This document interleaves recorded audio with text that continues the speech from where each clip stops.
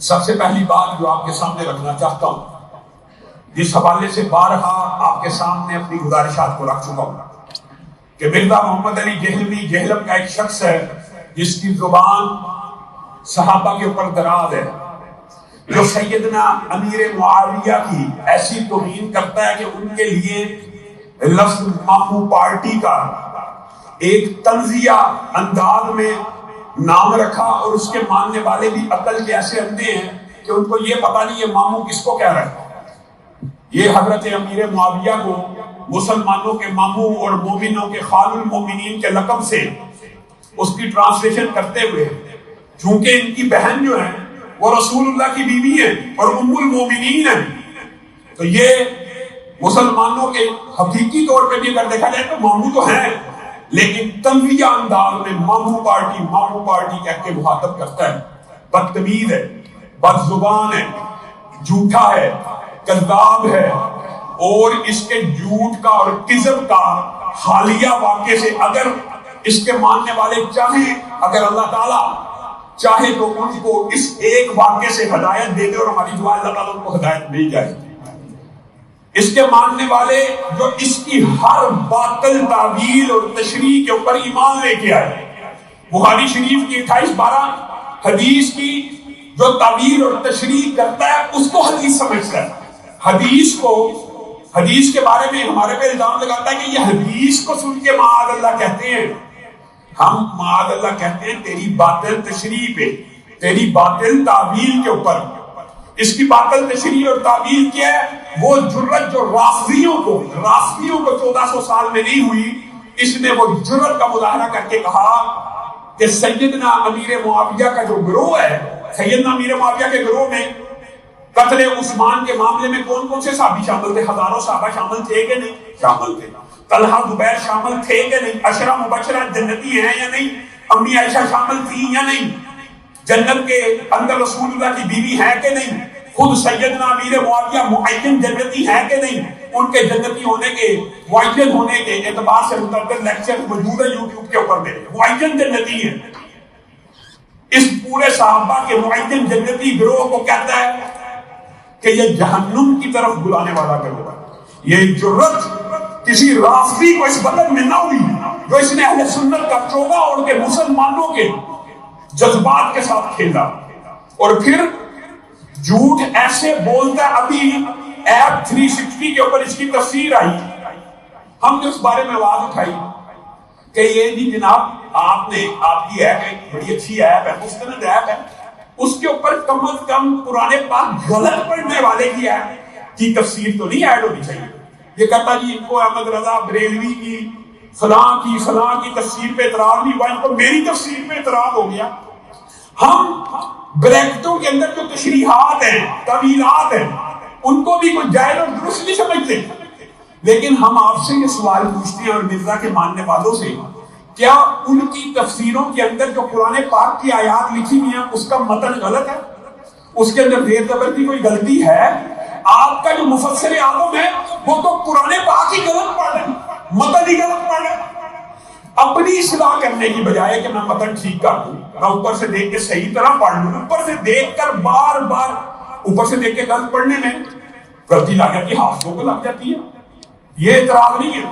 لیکن تو پوری محنت اور کوشش سے اوپر سے بار بار دہرا کے بھی قرآن صحیح نہیں پڑھ رہا، اس قرآن کو اگر ایپ 360 کے اوپر اپلوڈ کر دیا جائے جس طرح متن، اچھا پھر عجیب کی لاجک ہے، کہتے ہیں جی جو غلط ہے اس کی غلط سے اس کو چھوڑ دینا تھا، آپ اس کو نہیں پڑھنا چاہتے نہ پڑھیں۔ مجھے بتائیے اگر ایک قرآن پاک غلطی سے غلط متن کا ایک صفحہ چھپ جائے تو کیا کوئی یہ بندہ دلیل دے گا یار اس صفحے کو چھوڑ دو باقی قرآن پڑھ لو؟ اس کو پبلش نہیں کیا جائے گا کہ اس کا متن غلط ہے اور تو پڑھتا ہی غلط ہے، تو نے قرآن پاک ناظرہ جو پڑھا وہ غلط ہے، متن غلط ہے۔ لاجک اور منطق کی بات ہے بھائی، غلط پڑھے ہوئے قرآن کو تو کم از کم اس تفسیر اس ایپ کے اوپر نہ ڈالا جائے۔ انہوں نے ایپ سے تفسیر ریموو کر دی۔ ایسا جھوٹا اور کذاب ہے، اس کے ماننے والے صرف اس ایک بات سے اس کے جھوٹ کا اندازہ لگا سکتے ہیں۔ کہنے لگا یہ جو لاہور کے دو منڈے بھائی ہیں، قرآن میری اور برادر ابتسام، اور پھر علامہ شہید کے بارے میں کہنے لگا کہ ان کے باپ کا بھی غلط الفاظ بولتے ہوئے بدبخت ہیں. یہ جو گنڈے بھائی ہیں انہوں نے یہ بھی کہا ماموں پارٹی یعنی سیدنا امیر معاویہ کی طرف نسبت کرتے ہوئے ایک تو تنزیہ انداز، پھر ہمارے پر غنڈہ گردی کا الزام، پھر یہ کہا سنیے مذہب کا ہے کہ انہوں نے زاہد شیبہ بھائی کو اغوا کیا. ہم دو بھائیوں کی طرف اشارہ کرتے ہوئے، ہماری جماعت کی طرف اشارہ کرتے ہوئے انہوں نے زاہد شیبہ کو اغوا کیا. نقاب پوش لوگ ہے، اس کو مارا پیٹا، وہ ابھی بھی بیڈ ریسٹ کے اوپر ہے اور میں اس کی اجازت سے ان کے اوپر الزام لگا رہا ہوں. لعنت اللہ علی الکاذبین. یہ ایک موقع ہے مرزا دہلوی کے ماننے والوں کے لیے اصلاح کا. اللہ نے یہ موقع انہیں دیا ہے. میں کہتا ہوں اللہ کی، رسول اللہ کی، فرشتوں کی، تمام انسانیت کی اس کے اوپر لعنت ہو. جس نے زاہد شیبہ کو اغوا کیا، اس کو مارا.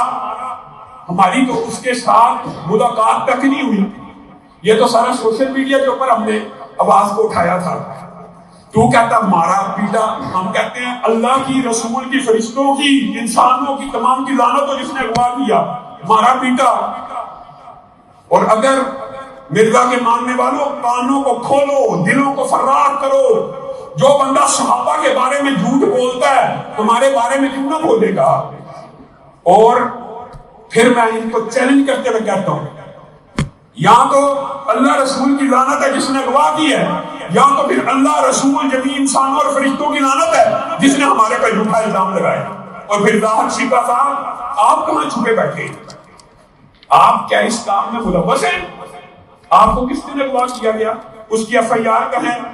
یہ پاکستان ہے کہ کوئی جنگل ہے کہ آپ کو دن دیہڑے اغوا کیا گیا، مارا پیٹا گیا، نہ آپ نے تھانے میں کوئی ایف آئی آر درج کرائی، نہ آپ نے کوئی مقدمہ درج کرایا، نہ پورے پاکستان میں کسی کو خبر ہوئی. اکیلے مرزا دہلوی، یا تو مرزا دہلوی اتنا بڑا کذاب اور مفتری ہے کہ اپنی طرف سے پورا واقعہ بنا دیا، یا آپ نے اس سے یہ جھوٹ بولا. آئیں آپ میڈیا پہ، یا تو مرزا کے الزام کی تصدیق کریں کہ ہاں جی ایسا ہی ہوا، انہوں نے مجھے اٹھایا، مارا ہے، تاکہ ہمیں بھی پتہ چل جائے آپ بھی کذاب الدجال کی فہرست میں شامل ہیں. یا آپ اس بات کی تردید کریں کہ ایسا کوئی واقعہ سرے سے ہوا ہی نہیں. اور اگر آپ تردید نہیں کرتے، سامنے نہیں آتے، تو پھر علماء اہل حدیث کو یہ بات سوچنی پڑے گی کہ اس ایپ کے ساتھ ہم نے بائیکاٹ کرنا ہے یا اس کو باقی رکھنا. اب اس ایپ کا مکمل بائیکاٹ کیا جائے گا. یہاں تو زاہد شیبہ اپنی پوری کریڈیبلٹی کو مجروح کر دے یا سامنے آئے اور کہے کہ یہ مرزا کذاب اور دجال ہے، جھوٹ بولا. مرزا دہلوی تیری کلامازیاں کھانے سے تو بچ نہیں سکتا. آج تک تو ان جھوٹوں کا جواب نہیں دے سکا جو تو نے کہا تھا کہ یہودیوں نے کہا رسول اللہ کو چھوکرا. کس یہودی نے کس کتاب میں کہا ہے؟ ہم نے تجھ سے صرف یہ مطالبہ کیا تھا کہ دکھا دے 1400 سال میں کس یہودی نے رسول اللہ کو یہ کہا. تو نے جھوٹ بولا ہے تو معافی مانگ لے. ہم نے تیرے پر توہین رسالت کا الزام بھی نہیں لگایا. ہم نے کہا ہو سکتا ہے کہ زبان سے نکل گیا. اس کے جواب میں کہتا ہے جی فلاں نے کہا ہے، فلاں نے کہا ہے. یہ جواب ہے. فلاں بھی کہتا ہے، فلاں بھی کہتا ہے. آپ کے مسلک کے قاری خلیل نے کہا ہے. اور بھائی دعویٰ تو نے کہا ہے کہ یہودی کہتے تھے، تو وہ دکھا دے کہ یہودیوں نے کس کتاب میں کہا. پھر کبھی کہتا میرے ساتھیوں کے اوپر تو صحابہ سے بھی زیادہ طلب دور آ گیا. صحابہ نے وہ نمائشیں نہیں صحیح جو میری ساتھیوں نے صحیح. پھر مکر گیا، پھر اڑ گیا، پھر مکر جاتا، پھر اڑ جاتا ہے کہ بعد اعتبار سے میں نے کہا تھا. پھر کہتا چھڑے آفت کی کوئی فضیلت نہیں. یہ متعدد باتیں یہ جھوٹ بول بول کر تو کیا لوگوں کو بیوقوف بنا لے گا. اور پھر اس کے اندر مقلدین کو بندہ کیا کہ ڈیمیج ہیز بین ڈن. جو کنویں کا مینڈک ہے نا، اس کے لیے پوری زندگی کنواں ہے. وہ کنویں سے باہر کبھی نکلے نہیں، اس کو پتا ہی ہے باہر کوئی دنیا بھی بستی ہے. اللہ کی ایسی مار اور پھٹکار اس کے اوپر ہے. اللہ کے فضل سے ہم سیاسی طور پہ بھی لوگوں کی مخالفت کرتے ہیں، ہم روافض کی کھلے عام مخالفت کرتے ہیں، ہم کسی بھی صحابی کو گالی دینے والے کو روکتے بھی ہیں، ٹوکتے بھی ہیں. اور یہ بات سمجھ کے پاکستان کے اندر سیدنا ابو بکر سے لے کے امیر معاویہ کو کوئی گالی نہیں دے سکتا. اگر دے گا ہم اس کو روکیں گے اور روکیں گے. روکیں گے کہ نہیں؟ پھر بھی اللہ کے فضل سے آپ کے سامنے میری زندگی ہے. میں دن کے اندر، رات کے اندر، صبح کے اندر لاکھوں ہزاروں لوگوں کے درمیان دیوبندی علماء ہوں ان کے ساتھ، بریلوی علماء ہوں ان کے ساتھ، حتیٰ کہ شیعہ علماء ہوں ان کے ساتھ بھی ٹی وی کے اوپر موجود ہوتا ہوں. اللہ تعالیٰ نے اس کو ایسی مار ماری ہوئی ہے، اس کی بدتمیزیوں کی وجہ سے، گستاخیوں کی وجہ سے یہ اپنے گھر سے نہیں نکل سکتا، اپنے گھر سے نہیں نکل سکتا. گھر سے نکلے تو اس کو پتا چلے کنویں سے باہر آ مینڈے تو تجھے پتا لگے باہر کی دنیا کیا، ڈیمیج کس کا ہوا، نقصان کس کا ہوا، دکانیں کس کی بند ہوئی. اللہ کے فضل سے سینکڑوں لوگ توحید صحابہ کو چھوڑ کر اہل سنت کے دائرے میں آ گئے. تجھے ماننے والے صرف وہ ہیں جو ایک خاص راستی فکر جن کے ذہن میں بغض صحابہ بنا ہوا وہ عقل کہتے. کیا سیدنا امیر معاویہ اور سیدنا علی کے درمیان اللہ کے بارے میں، رسول اللہ کے بارے میں اختلاف تھا؟ کیا ان کا کوئی عقیدے کا اختلاف تھا؟ کیا ان کا 5 نمازوں کا اختلاف تھا؟ کیا ان کا 30 روزوں کے اوپر اختلاف تھا؟ تو ان کے اختلاف کو دین کا اختلاف بیان کرتا ہے، وہ سیاسی اختلاف تھا سیدنا عثمان کے قتل کے اوپر. اور پھر جس گروہ کو تو جہنم کی طرف بلانے والا گروہ کہہ رہا ہے یہ سارے جنتی جہنم کی طرف بلانے والے ہیں معاذ اللہ. رسول اللہ اس گروہ کے بارے میں کیا کہتے ہیں؟ یہ میرا بیٹا حسن سردار ہے، یہ مسلمانوں کے 2 عظیم گروہوں کے مابین صلح کر دے گا. مسلمانوں کے 2 عظیم، بخاری ہی کی حدیث ہے. امیر معاویہ کے گروہ کو بھی مسلمان کا، سیدنا علی کے گروہ کو سیدنا علی نے کہا میرے مقتول اور معاویہ کے مقتول دونوں جنتی ہیں. خود بتائیے آج تک اہل سنت میں سے کسی ایک نے کیسا بات قتل ہے کہ جہنم کی طرف بلانے والا گروہ جو اجماعی امت 1400 سال سے ہے کون سا گروہ تھا؟ خارجیوں کا. اور خارجیوں کے خلاف سب سے بڑی دلیل حضرت علی نے کیا پیش کی تھی؟ انہوں نے خارجیوں کے خلاف یہ دلیل پیش کی تھی کہ اپنے آپ کو حق پہ سمجھتے ہو؟ ہاں. تو پھر بتاؤ تم میں ایک بھی صحابی رسول ہے؟ ایک بھی صحابی رسول ہے؟ یہ کتنی بڑی دلیل ہے. یہ ہزاروں صحابہ کا گروہ. آج تک کسی اہل سنت نے یہ بات کی ہے کہ طلحہ اور زبیر کی شہادت کے اندر حضرت علی ملوث ہے؟ کسی نے کی ہے؟ کیسے شہید ہوئے تھے سب کو پتا ہے. خود حضرت علی نے ان کو قتل کرنے والے کہا تھا تمہیں جہنم کی بشارت ہو. اور آپ سیدنا عمار کے قتل کے اندر سیدنا علی کو ملوث کر کے اور کہتے ہیں یہ جہنم کی طرف لانے والا گروہ تھا. یہ خارجیوں کا گروہ تھا. آج وقت آ گیا ہے جو اس نے اتنا بڑا جھوٹ ہمارے اوپر الزام لگایا ہے اپنی دیکھیں اپنی ذاتی انا کو تسکین لینے کے لیے، اپنی شرمندگی کو چھپانے کے لیے. جو بندہ اتنا بڑا جھوٹ کر سکتا ہے صرف اتنی سی بات کو چھپانے کے لیے. اسٹوڈنٹ سے پوچھا آپ کی تفسیر کیوں نکلی؟ وہ جی انہوں نے اس کو مارا تھا، اغوا کیا تھا، پیٹا تھا. اس کو ابھی بھی بیڈ ریسٹ کے اوپر ہے. جو اپنی انا کی تسکین کے لیے اتنا بڑا جھوٹ بولے وہ صحابہ اور رسول اللہ پہ کیسے کیسے جھوٹ نہیں بولتا.